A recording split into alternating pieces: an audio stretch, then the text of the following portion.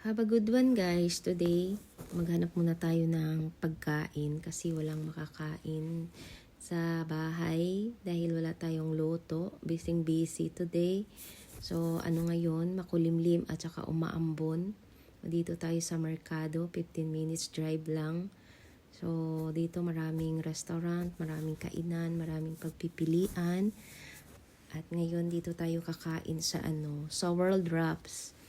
Masarap dito kakain sa World Wraps guys kasi siya, maraming pagpipilian. Kung gusto mo yung salad lang o rice, meron din sila. Yan, pasok na tayo.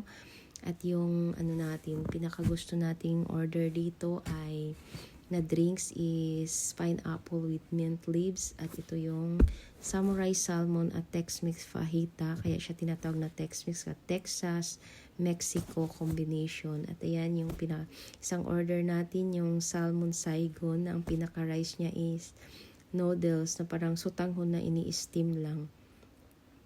So yan na guys, masarap din kasi marami din ang isang serve at saka nakakabusog na talaga, sobra pa.